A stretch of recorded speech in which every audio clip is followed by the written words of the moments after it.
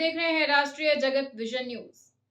पूर्व आबकारी मंत्री कवासी लखमा को आखिरकार शराब घोटाले के मामले में अंतरिम जमानत मिल गई है। हालांकि ये जमानत शर्तों के साथ दी गई है।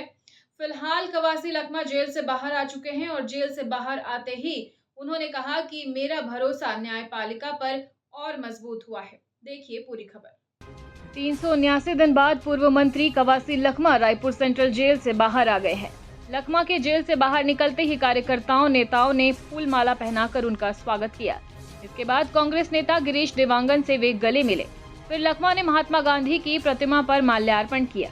इस दौरान बेटे हरीश लखमा, विधायक विक्रम मंडावी, सावित्री मंडावी, पूर्व विधायक विकास उपाध्याय, कांग्रेस नेता गिरीश देवांगन, प्रमोद दुबे और संतराम नेता मौजूद रहे। कवासी गाड़ी पर सवार होकर निकले। सड़क पर लंबा जाम लग गया। जेल से निकलकर वे अपने आवास के लिए रवाना हुए। इससे पहले कवासी लखमा ने कहा कि मैं सबसे पहले देश की न्यायपालिका और सुप्रीम कोर्ट को बधाई देता हूं।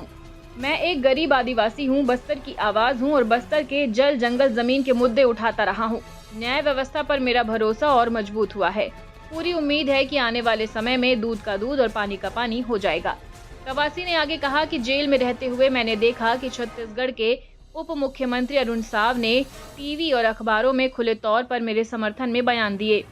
इसके लिए मैं उनका दिल से धन्यवाद करता हूं। मैं जब तक रहूंगा बस्तर की जल जंगल जमीन की लड़ाई लड़ता रहूंगा। लखमा की रिहाई पर भाजपा ने कहा कि कवासी लखमा आज जमानत पर रिहा हुए। न दीपक बैज, न भूपेश बघेल, न चरणदास महंत, न टीएस बाबा, कोई भी जेल रिसीव करने नहीं पहुंचा। हर किसी का जलवा बिट्टू जी जैसा कहाँ है। दरअसल छत्तीसगढ़ शराब घोटाला मामले में पूर्व आबकारी मंत्री कवासी लखमा को सुप्रीम कोर्ट से बड़ी राहत मिली है। ईडी और आर्थिक अपराध शाखा ईओडब्ल्यू से जुड़े मामलों में उनकी अंतरिम जमानत मंजूर कर ली गई है। हालांकि जमानत की शर्तों के तहत लखमा को छत्तीसगढ़ से बाहर रहना होगा।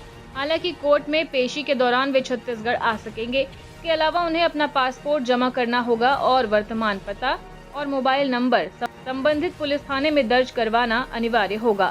साथ फिलहाल खबरों में इतना ही। अपडेटेड रहने के लिए हमारे चैनल को सब्सक्राइब कर लीजिए। नई खबरों के नोटिफिकेशन के लिए बेल आइकन जरूर दबाइए। नमस्कार।